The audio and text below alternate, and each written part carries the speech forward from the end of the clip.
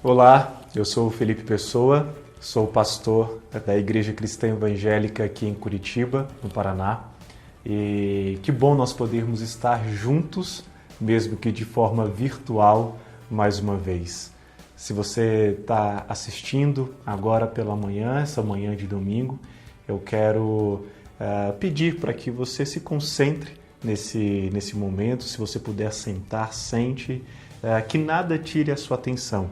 Que de fato seja um tempo para nós louvarmos e adorarmos a Deus nos próximos minutos. Eu quero ter uma palavra de oração, pedindo perdão a Deus pelos nossos pecados, invocando, clamando pela presença dEle junto conosco durante esses próximos minutos. A qualidade da nossa relação ou dos nossos relacionamentos está tão afetada porque nós estamos privados do contato físico, né? Estamos privados do abraço, do beijo santo. Então, que nós possamos nos concentrar. E, se possível, quero que você também participe pelo chat, aqui ao lado, nos comentários abaixo, onde você puder fazer isso. Vamos orar. Se você puder, feche seus olhos junto comigo. Deus, eu te agradeço, Pai, por esse tempo onde podemos adorar ao Senhor, onde podemos levar nossos pensamentos cativos diante da Tua presença e pedir ao Senhor que o Senhor primeiro perdoe os nossos pecados. Aquilo que nós temos feito, falado, aquilo que nós temos pensado que não Te agrada. Perdão, Senhor, tem misericórdia de nós. Deus, eu quero também clamar pela Tua presença durante esse tempo. Queremos cantar louvores, queremos ouvir a ministração, a pregação da Tua palavra. Que o Senhor seja conosco durante esse tempo, durante todos esses minutos. Que o Teu nome seja engrandecido, louvado, exaltado, para assim o louvor da Tua glória. Eu oro por Jesus.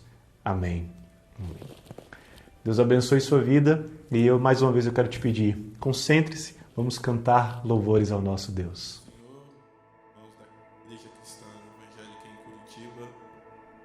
O Senhor é a nossa rocha, Ele é a nossa segurança. Vamos adorá-lo nesse momento.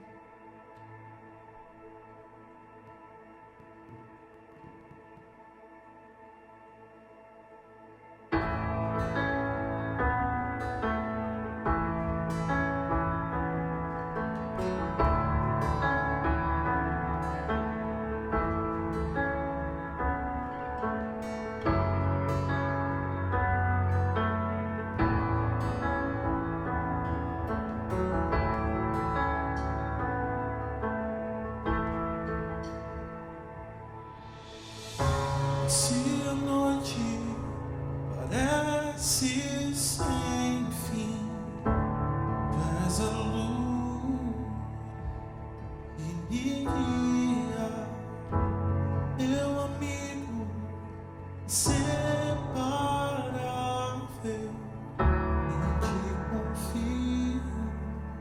Em ti confio, se tristeza e cercarem os teus braços me consolam, meu refúgio e fortaleza, não se abala, nunca se abala. Rocha eterna é o Senhor. Rocha eterna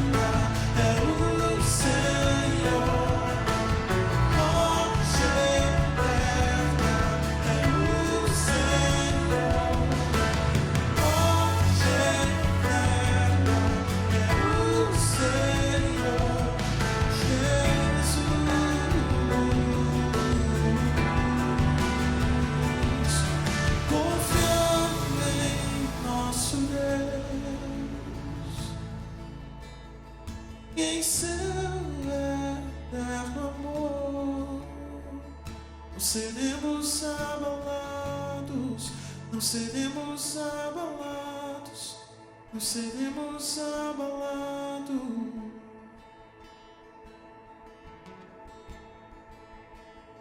Confiar em nosso Deus, não seremos abalados, não seremos abalados, não seremos abalados.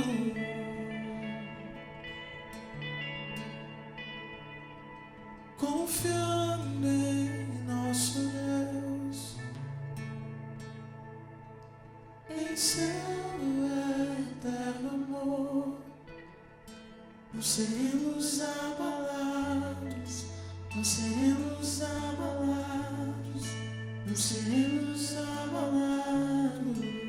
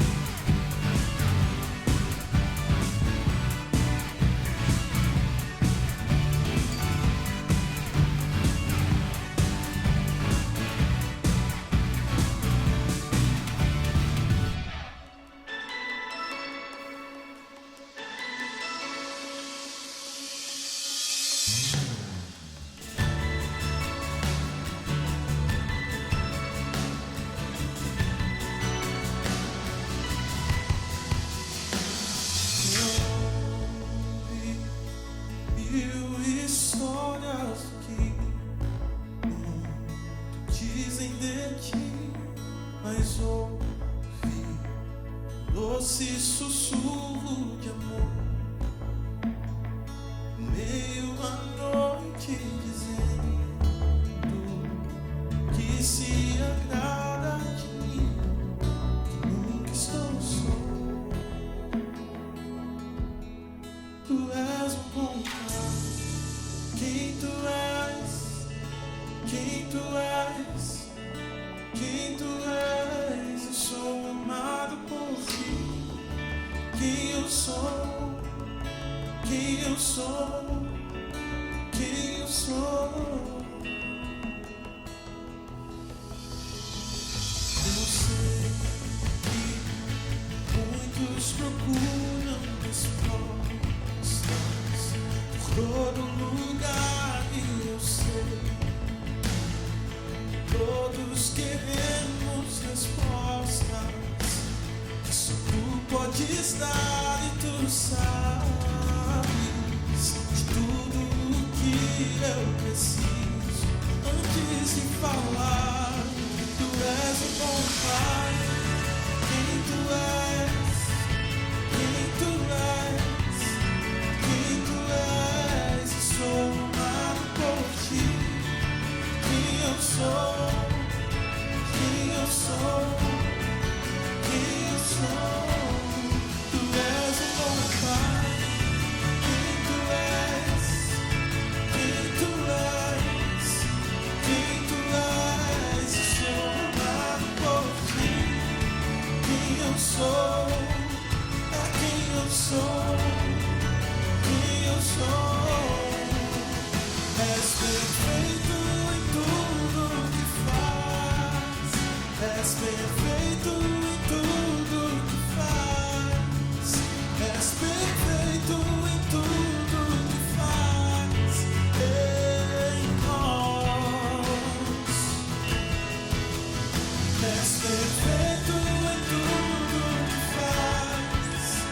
És perfeito em tudo que faz.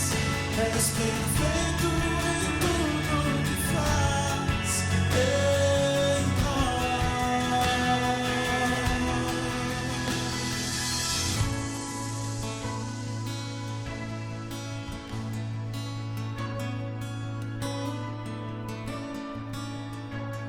Amor não explicável que mal posso expressar, paz tão imaginável que mal posso explicar, e me chama pra ir mais fundo, me chama pra ir mais fundo, me chama pra ir além em amor do teu amor. Tu és um bom pai. Quem tu és, quem tu és, quem tu és. Eu sou amado por ti. Quem eu sou, quem eu sou, quem eu sou. Tu és um bom pai. Quem tu és, quem tu és, quem tu és. Eu sou amado por ti. Quem eu sou, quem eu sou. És perfeito em tudo que faz. És perfeito em tudo que faz. És perfeito em tudo que faz em nós. És perfeito em tudo que faz. És perfeito em tudo que faz. És perfeito.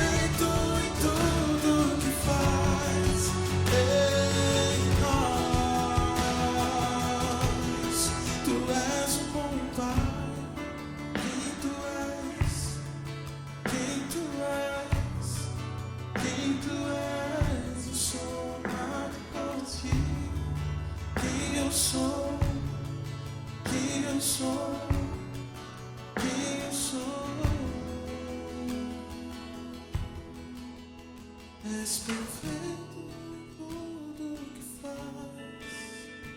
És perfeito em tudo que faz. És perfeito em tudo que faz. Em nós, esses tempos. És perfeito em tudo que faz. És perfeito em tudo que faz. És perfeito em tudo que faz. Em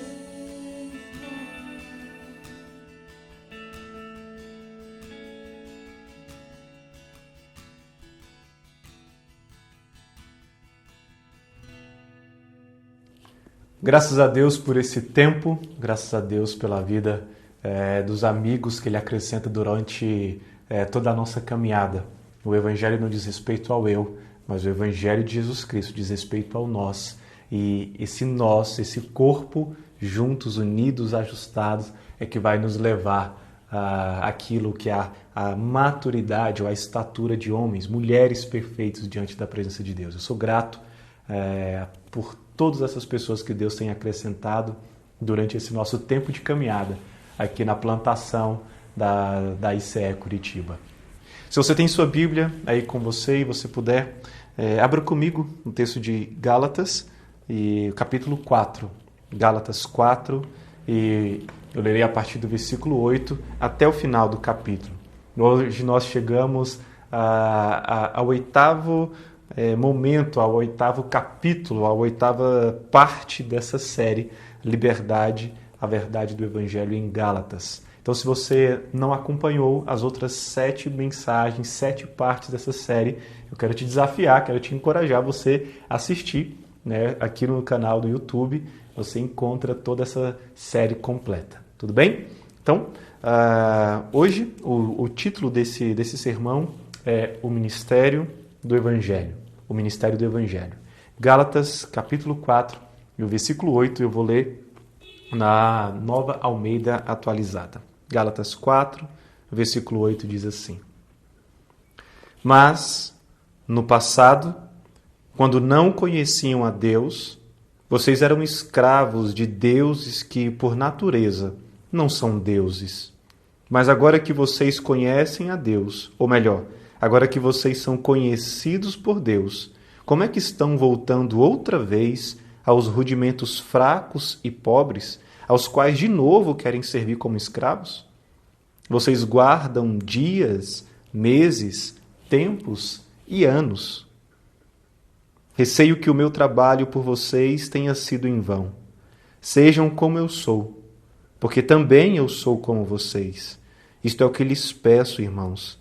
Vocês não me ofenderam em nada.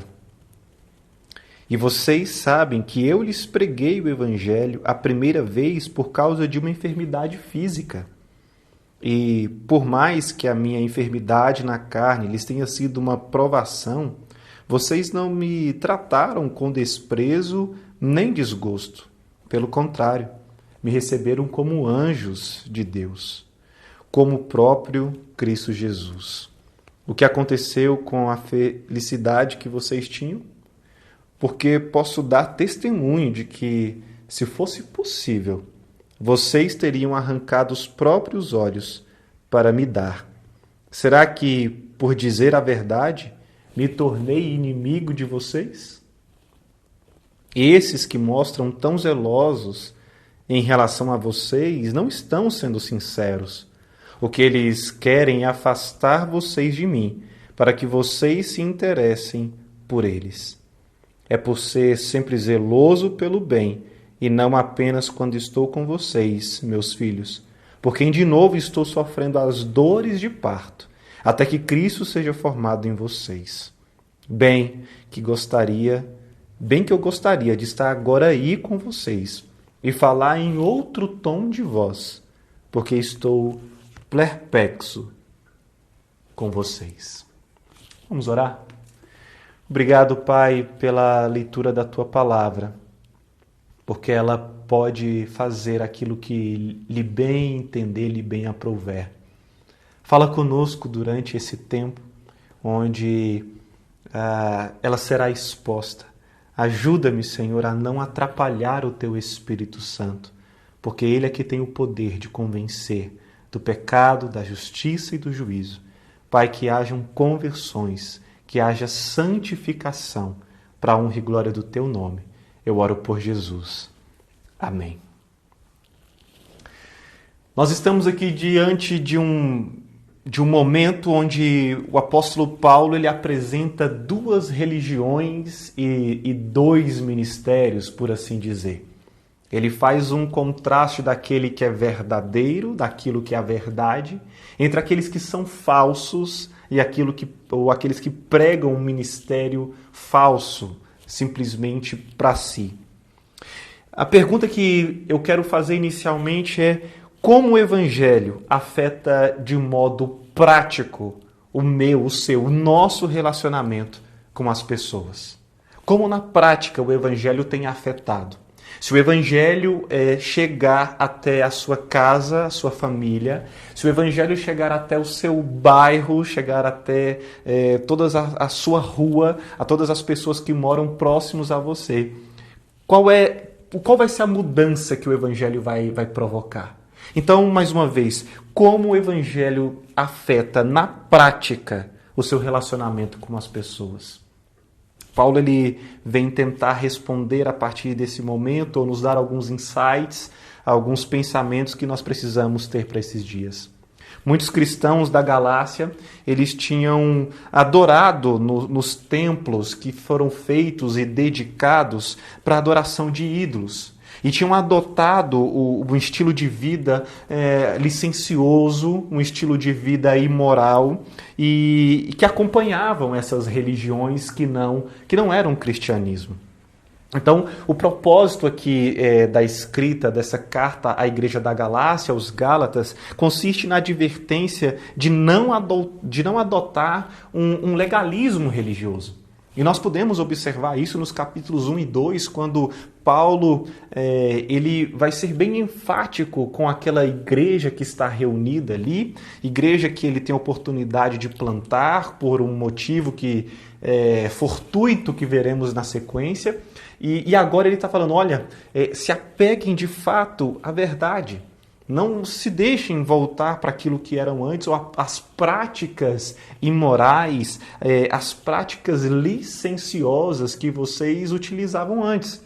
Porque o culto de adoração a Deus, o verdadeiro evangelho, que é a obediência a Deus, não para ter, mas por sermos, ela tem que ser diferente, não é da forma como vocês bem entendem. Então a gente chega aí no versículo 8, olha só.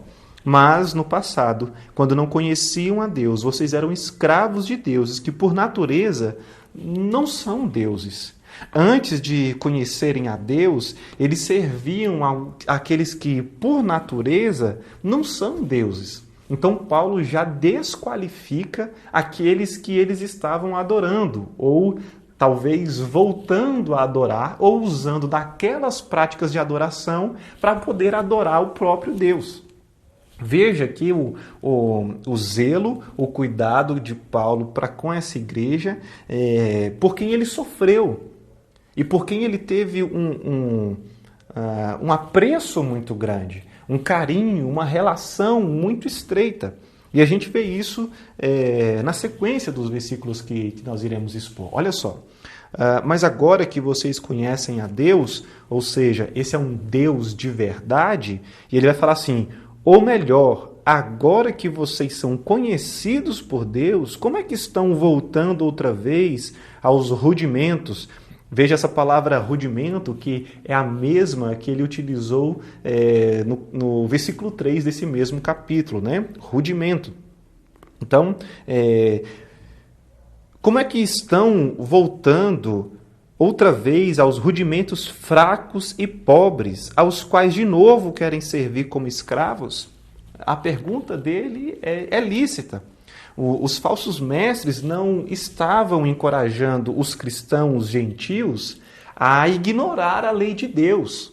era algo que, ao meu entender, é pior do que isso. Os falsos mestres, eles estavam fazendo com que eles simplesmente voltassem a praticar. Eles não estavam negando a lei, mas eles estavam querendo acrescentar à lei mais alguma coisa, como faziam nos dias de pagãos, gentios convertidos ao cristianismo, mas que, quando eram pagãos, tinham algumas práticas totalmente abomináveis e que Deus continuou abominando e vai abominar para sempre, mesmo depois que nós ou eles se tornaram cristãos.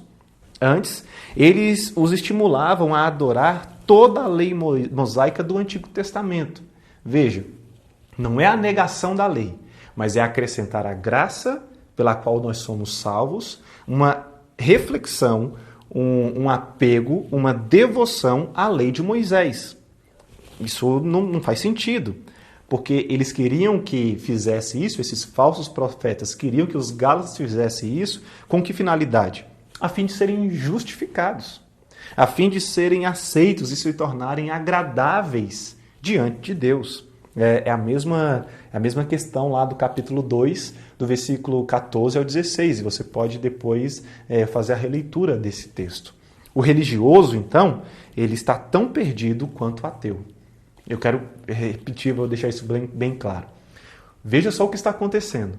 Não é a negação da lei, é acrescentar a lei mais alguma coisa, ou a graça mais alguma coisa. Então, olha só, o religioso, ele está tão perdido, ele está tão fora do caminho quanto aquele que é um ateu. Paulo, ele faz esse alerta, porque ambos tentam ser seus próprios salvadores, o seu próprio Salvador e Senhor, mas de maneiras diferentes. Ambos, eles se baseiam nos princípios elementares terrenos. Tanto aquele que nega a lei, quanto aquele que acrescenta algo à lei ou à graça, no caso aqui, eles estão tentando se justificar a si mesmo, buscando uma justificação e agradar a Deus pelos seus próprios feitos. E eles estão baseados, então, na palavra rudimentos, que são princípios elementares do mundo, que Paulo diz ser, primeiro, fraco e pobre. Então, como é que nós vamos nos justificar a nós mesmos com base em rudimentos, em princípios básicos e elementares que o próprio apóstolo Paulo vai dizer que, primeiro, é fraco e depois é pobre? Algo importante que nós precisamos considerar aqui diante desse momento. Embora deuses, e agora eu quero colocar deuses com D minúsculo, embora os deuses não existam como tal, nós podemos nos tornar sujeitos à escravidão ou à escravização pelas forças espirituais malignas ao adorarmos, veja, ao adorarmos qualquer coisa que não seja Jesus Cristo. Então, são deuses falsos. Tim Keller, um pregador, pastor norte-americano, ele vai falar exatamente sobre isso. E, aliás, no livro do Tim Keller que nós estamos fundamentando, que eu estou fundamentando toda essa série. Todos esses textos que eu tenho compartilhado, algumas frases, tudo isso pertence a ele, porque é como base para nossas reflexões desse dia. E Gálatas, ou a escrita aos Gálatas, vai nos mostrar e não vai nos fazer esses alertas. Nós seremos, então, escravizados, por seja lá o que for, quando nós adoramos qualquer coisa que não seja Jesus Cristo. Quando nós adoramos ou temos como objeto de muito valor, de muita influência nas nossas vidas, o sexo, o dinheiro, o glamour, a fama, um filho, um cônjuge, nós elevamos ao status de deuses, e mais uma vez, Deus com D minúsculo, deuses falsos, tudo aquilo que nós colocamos no lugar de Jesus Cristo. Se tratarmos as coisas que não são Deus, se tratarmos essas coisas como deuses, como se fossem algum tipo de Deus, então seremos escravos, seus escravos espirituais. Se alguma coisa que não seja Jesus for requisito para se sentir feliz ou se sentir digno de alguma coisa, isso se converterá em nosso feitor. A relação do feitor ou do senhor de engenho, da escravatura, tão comum aqui no nosso país. Nós precisamos entender isso. Nós precisamos entender aquilo que o texto está falando, porque sem o Evangelho só podemos estar debaixo da escravidão a um ídolo, a um pecado. Sem o Evangelho só podemos ser escravos do pecado. Quando nós estamos diante da palavra de Deus, ele faz esse alerta para mim e para você. O que faz de alguém um cristão não é tanto o fator ou o fato de conhecer a Deus. Não é da terra para o céu, mas é do céu para a terra. É o fato de sermos conhecidos por Ele. O conhecimento que temos de Deus aumenta e diminui de acordo com várias circunstâncias, com várias coisas. Talvez você tenha acesso a uma vasta biblioteca teológica. Talvez você tenha condições de adquirir livros de teologia. Talvez você tenha um amigo próximo que possa te ensinar sobre as coisas de Deus. Talvez você tenha tido um discipulador que te encaminhou, que te presenteou, que te fez conhecer mais a Deus. Mas o conhecimento que Deus tem de nós é o que de fato vai valer a pena nesse momento. Porque o conhecimento que Deus tem de nós, ele é absoluto. Ele é pétreo, ele não muda, ele é determinado, ele é sólido. Talvez você não seja essa pessoa que tem tanto acesso assim ao conhecimento de Deus ou acesso a livros, a leituras teológicas. Pode ter calma. É claro que eu recomendo que você busque por isso. Eu sempre recomendo que crianças, adolescentes, jovens, eu faço isso com os meus filhos, procuro fazer isso com o Daniel e já faço a mesma coisa com a Mariana.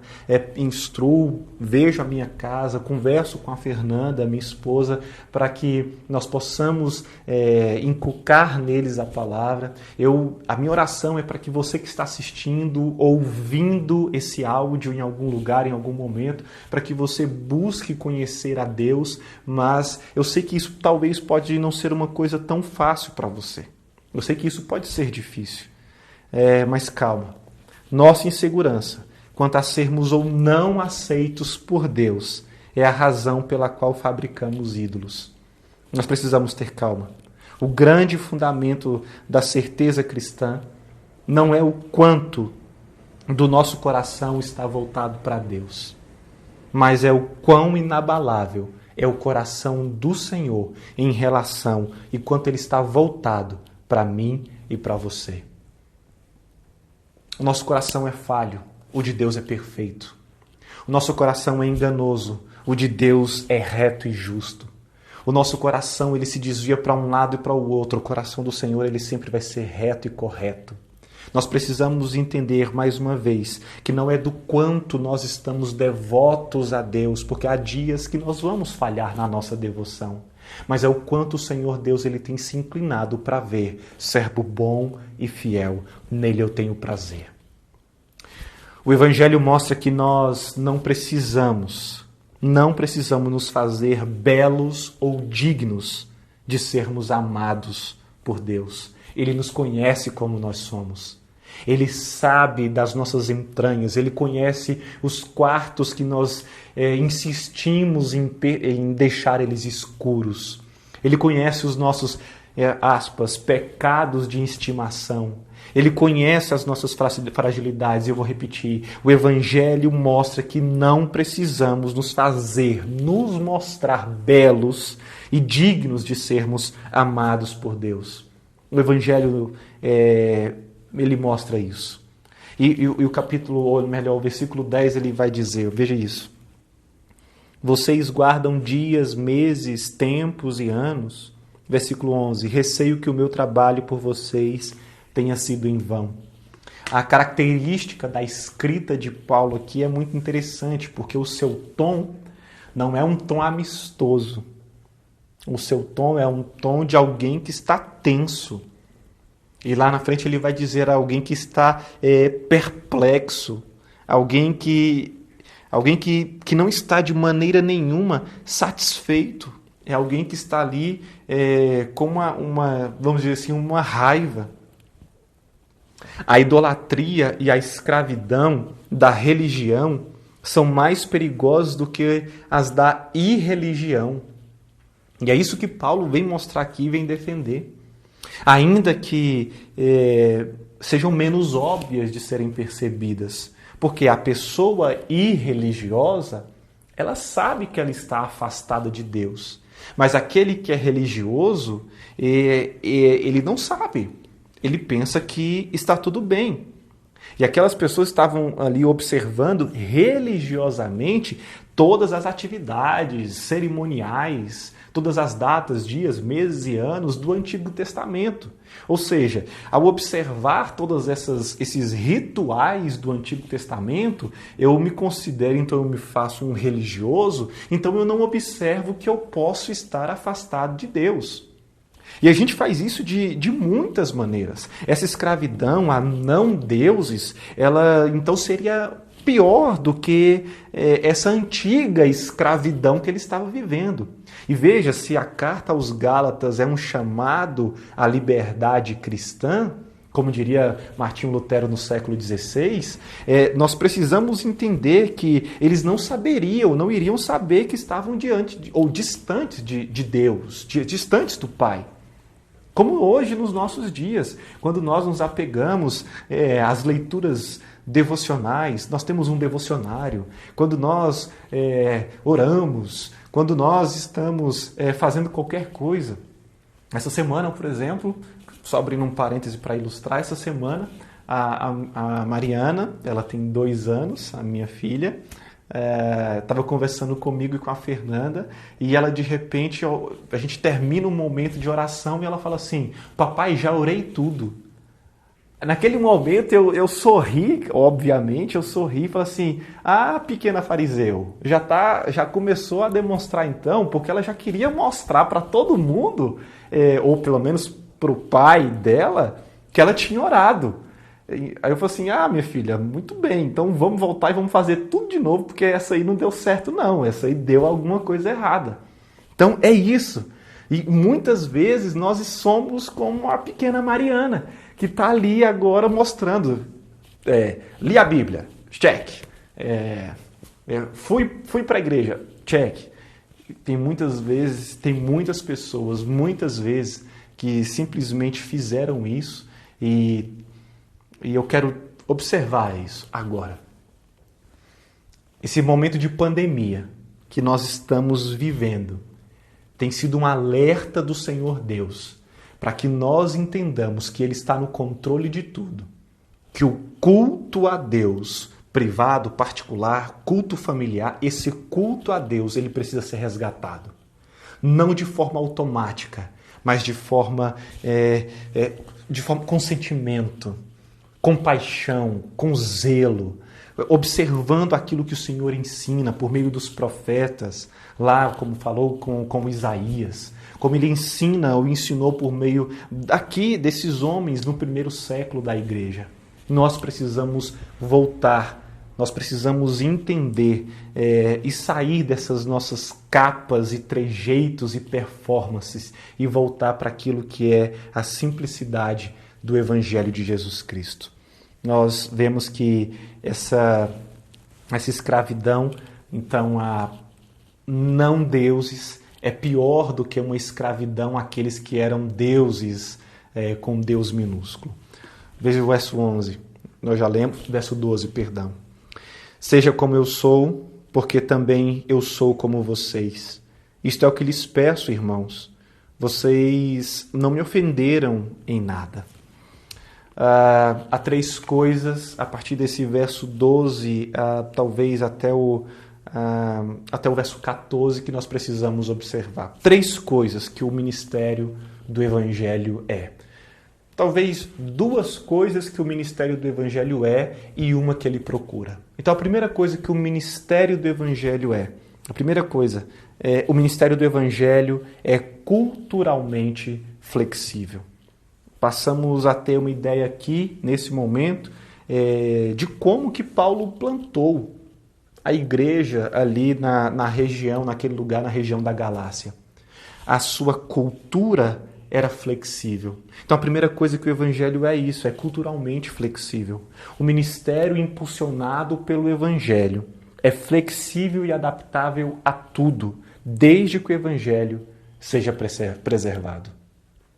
Veja, o evangelho ele é intocável. O evangelho ele está no princípio, no meio e no fim. Nada pode tocar, manchar, ser acrescentado, retirado do evangelho.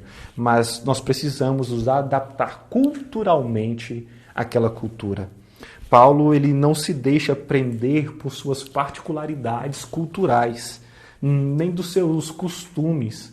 Não, ele mostra a sua relação com aquelas pessoas.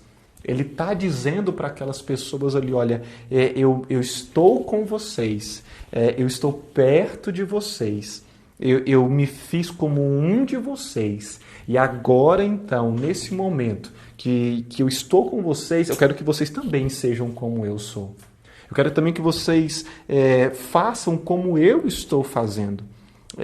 Ele não se deixa, Paulo não se deixa prender por questões particulares, por questões que não têm valor, questões culturais, porque o Evangelho de Jesus Cristo, ele vai além da cultura. Nós precisamos resgatar a cultura na qual nós estamos inseridos, para que essa cultura que nós estamos inseridos venha render glória e graças ao nome do Senhor Jesus Cristo. Em segundo lugar, o ministério do Evangelho, ele é transparente, para que vos torneis como eu. Veja só Paulo dizendo, olha, veja que não tem arrogância nisso, porque Paulo ele já se fez como as outras pessoas. Então agora ele está falando, olha, para que vocês se tornem como eu. Via de regra, nós encontramos a fé principalmente por meio de relacionamento com cristãos alegres, imperfeitos, mais sinceros, falhos, mas que falam a verdade. E não simplesmente ou meramente por meio de informações, de argumentos, de livros, de sites. Não. É na relação, é no relacionamento. Então, me causa estranheza quando nós vemos cristãos que não são gratos a Deus. Me causa estranheza quando nós vemos cristãos que não conseguem louvar ao Senhor em meio às circunstâncias, que não confiam em Deus, que não buscam pelo amor de Deus, pela glória de Deus diante de dias maus. E é fato que os dias maus, eles existem.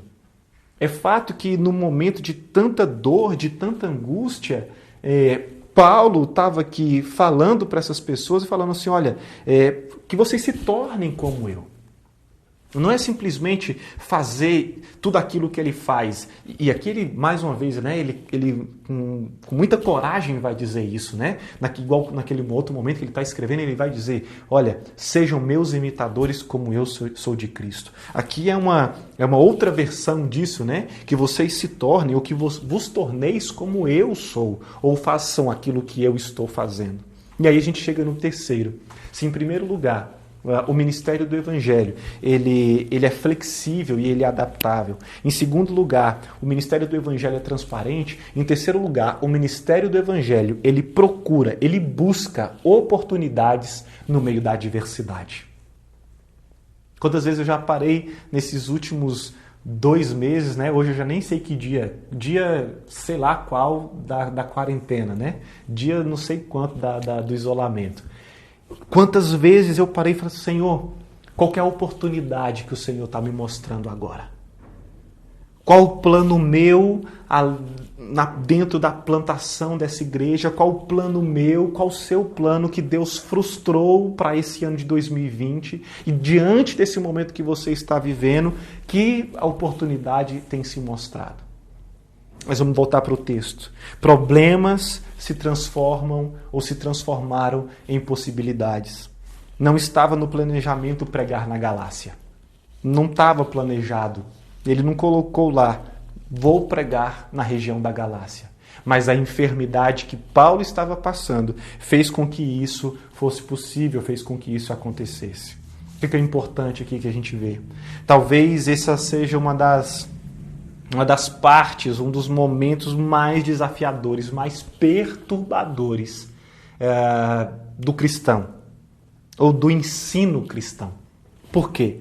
Porque nós estamos admitindo, ou Deus está admitindo, e nós estamos vendo que Deus, Ele permite, Ele admite o sofrimento e as dificuldades do mundo na vida dos cristãos. Paulo escreve na igreja de Roma, no capítulo 8, ele vai dizer, olha, Deus faz com que todas as coisas concorram.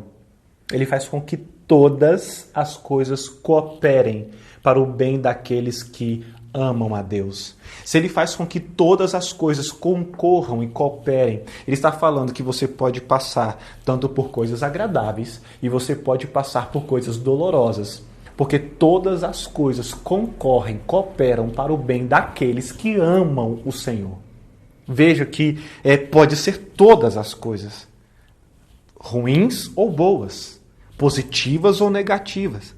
Neste caso, aqui do capítulo que nós estamos lendo, capítulo 4 de Gálatas, neste caso, centenas de vidas foram transformadas porque Deus permitiu que uma dolorosa enfermidade abatesse, ou Paulo fosse abatido por essa enfermidade.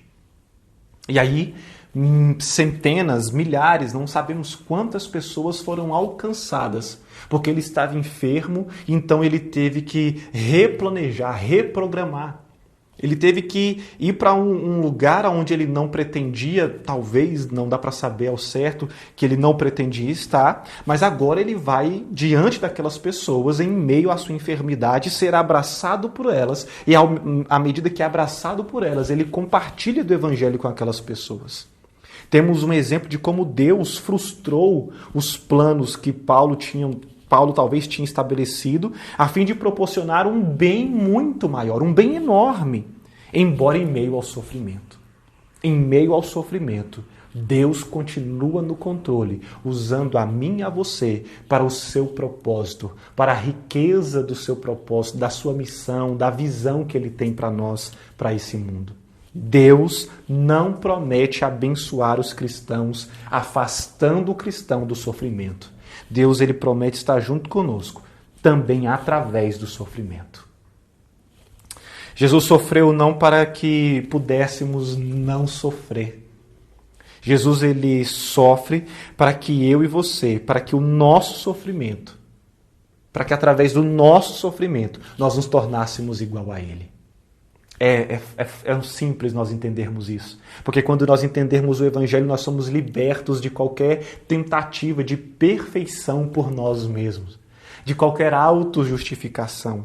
Paulo, ele talvez não tenha incluído a Galácia em suas sessões de planejamento. Talvez ele não tenha feito no seu brainstorm, ele não tenha colocado lá pregar na Galácia, mas o seu planejamento estratégico não era igual ao planejamento estratégico de Deus. Deus, ele estava conduzindo todas as coisas até aquele momento, até hoje e por toda a eternidade. Os versos 14, 15 e 16 é bem isso. Por que Paulo, então, inclui esses versículos 12 a 16? Vamos ler aqui, do 14 ao 16? Olha só. E por mais que a minha enfermidade na carne lhes tenha sido uma provação, vocês não me trataram com desprezo nem desgosto. Pelo contrário, me receberam como anjo de Deus, como o próprio Cristo Jesus. O que aconteceu com a felicidade que vocês tinham? Porque posso dar testemunho de que, se fosse possível, vocês teriam arrancado os próprios olhos para me dar. Será que, por dizer a verdade, me tornei inimigo de vocês? Olha só o que Paulo está dizendo. Será que porque eu falei a verdade do Evangelho para vocês, eu me constituí, eu me tornei um inimigo de vocês? Como é importante nós observarmos essa pergunta que Paulo faz.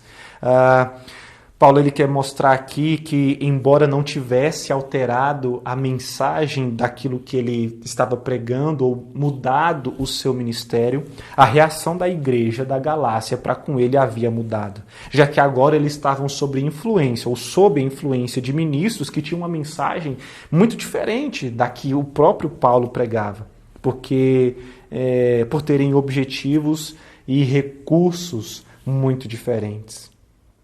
O objetivo dos falsos mestres é para que mostreis interesse por eles.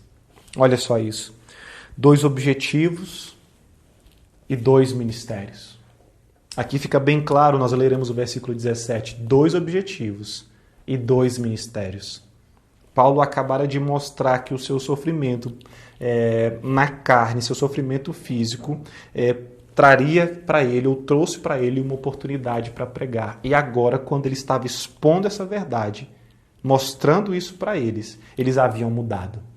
Daquele primeiro momento, onde Paulo está plantando, para agora, quando ele está escrevendo, o seu ministério não muda, o ministério do evangelho não muda, mas aqueles que agora estão exercendo influência sobre a igreja da Galácia, agora estão pervertendo aquilo que Paulo falava, a ponto de Paulo se considerar um inimigo, ou ser considerado, ou se achar um inimigo, ou ver que aquelas pessoas estavam tratando ele como seus inimigos.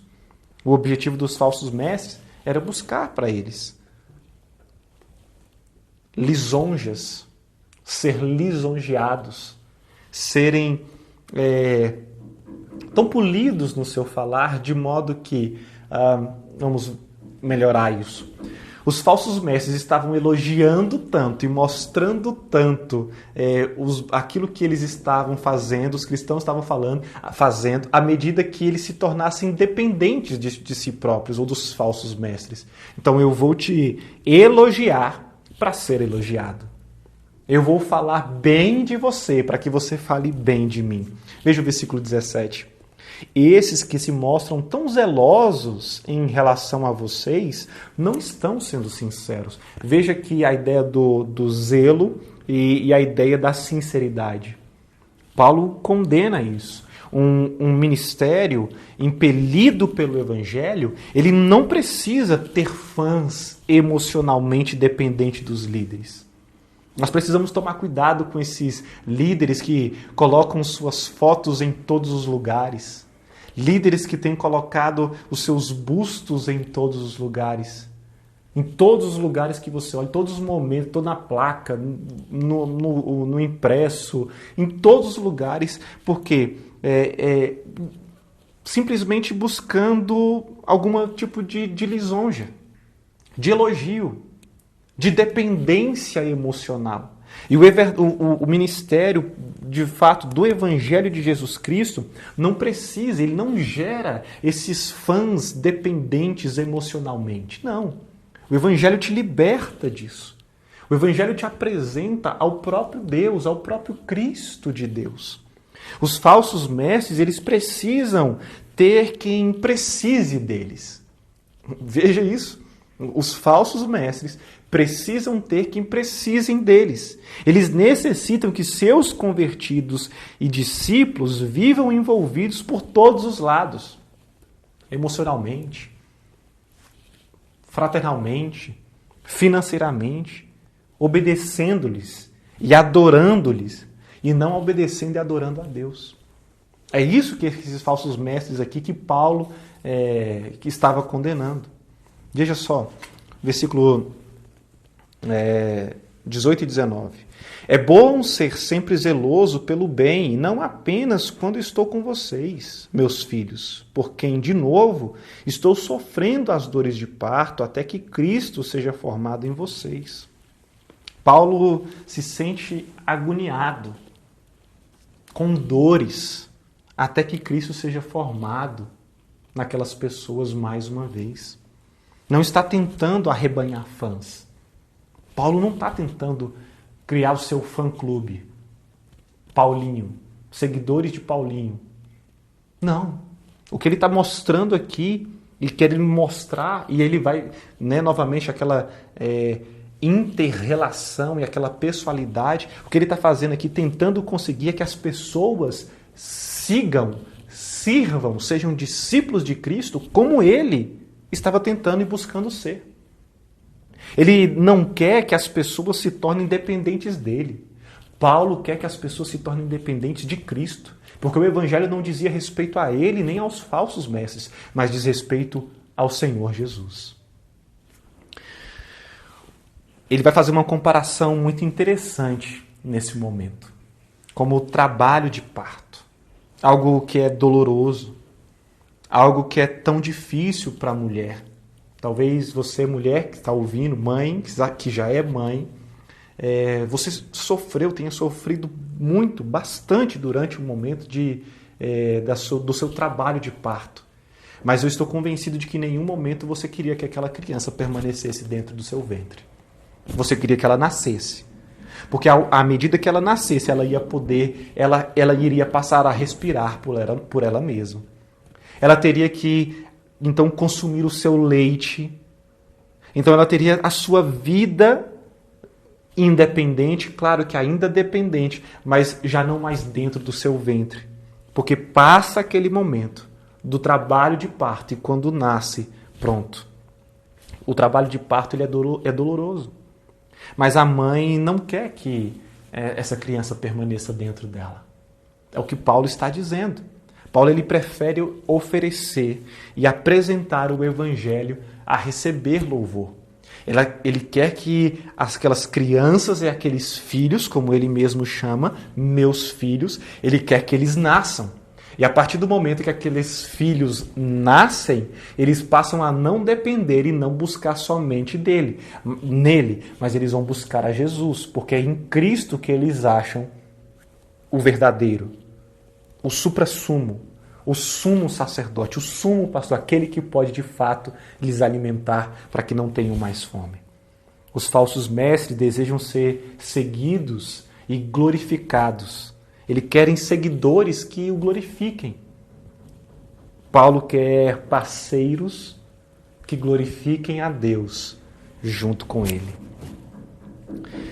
Por fim, versículo 20. Paulo ele gostaria de ser afirmativo, gentil, falar em outro tom, e isso não é possível. Bem que eu gostaria de estar aí agora com vocês e falar em outro tom de voz, porque eu estou perplexo com vocês.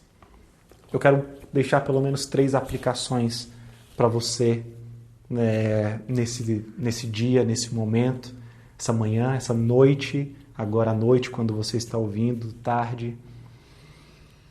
Primeiro, se nós conhecemos Jesus e sabemos que Ele nos conhece, desfrutaremos dele e empurraremos para longe ídolos controladores. À medida que nós conhecemos Jesus, nós afastamos deuses falsos. Nós eliminamos os postes ídolos. Nós quebramos todo e qualquer tipo de adoração a deuses que nós fabricamos com as nossas mãos ou que nós simplesmente colocamos esses deuses falsos em altares. Quando nós conhecemos a Jesus, nós desfrutamos da presença de Jesus. Então nós nos contentamos, há contentamento em Jesus. Seja lá qual for o momento que você estiver vivendo. Talvez o momento que você está vivendo seja esse de tanto, além da pandemia, de mais alguma angústia.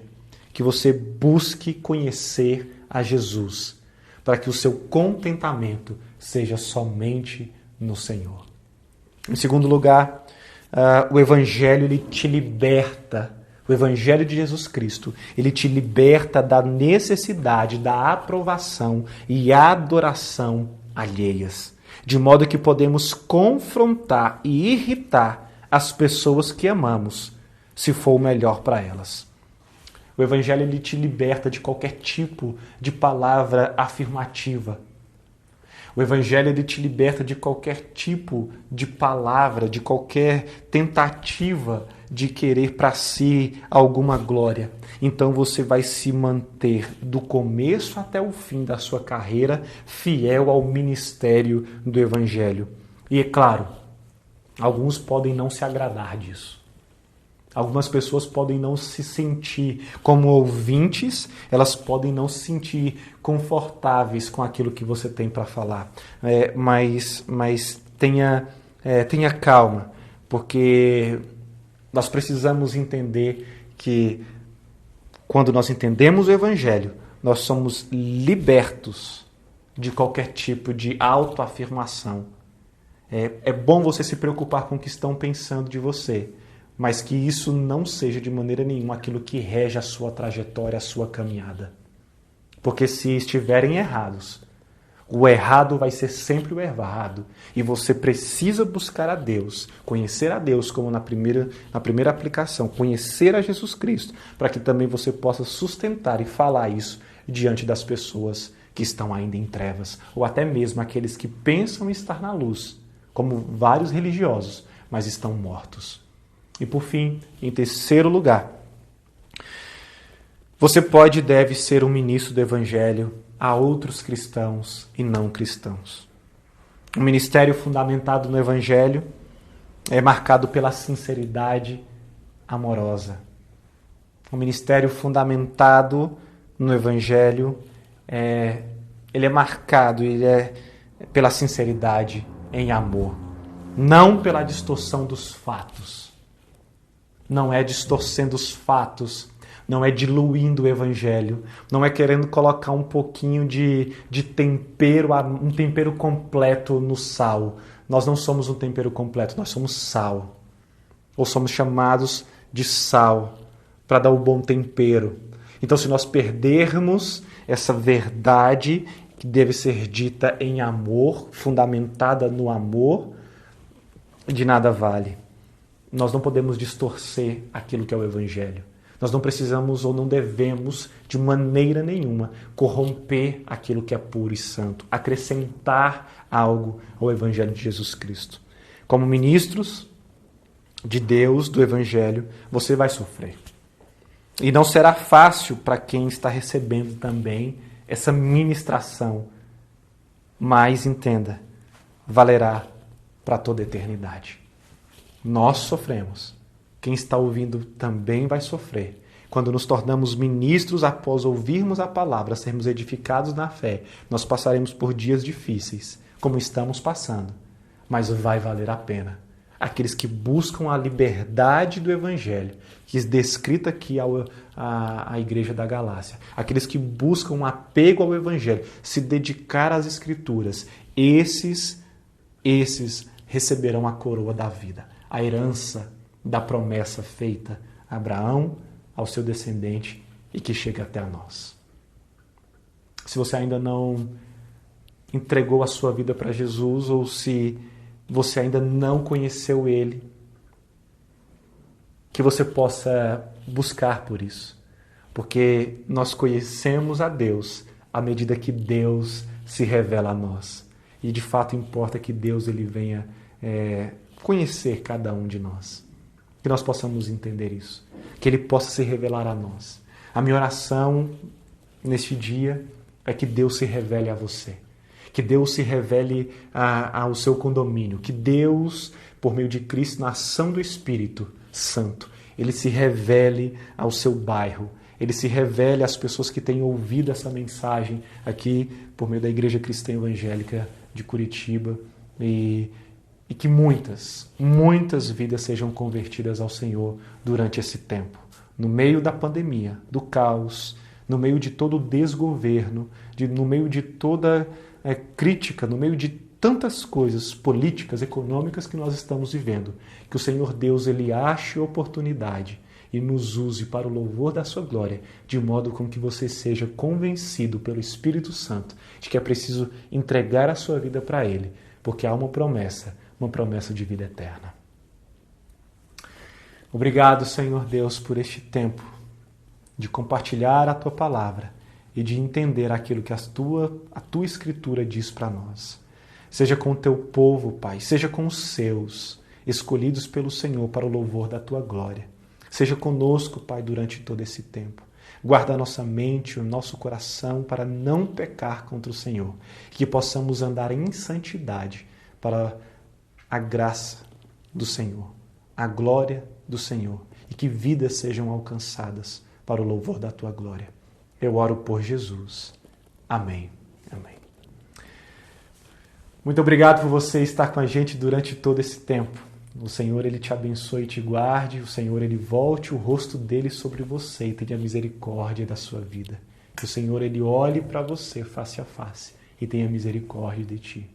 Se você, de alguma maneira, quiser fazer parte em oração, quiser mandar uma mensagem para nós sobre qualquer assunto, se você quiser contribuir com os seus recursos financeiros com a plantação dessa igreja, envie um e-mail para nós, entre em contato, acesse aqui o nosso site, deixe uma mensagem e logo eu ou alguém aqui da igreja entrará em contato com você para que você possa contribuir, para que você possa ofertar, para que você possa se colocar à disposição do Senhor. Se você é daqui de Curitiba, que prazer, que privilégio ter você com a gente, poder acompanhar. E a minha oração é para que logo, muito em breve, se for da vontade de Deus, Ele possa abreviar esse tempo para que nós possamos estar juntos fisicamente. Deus abençoe sua vida. Muito obrigado por estarmos juntos aqui. Que privilégio para mim, que privilégio para nós. Deus abençoe.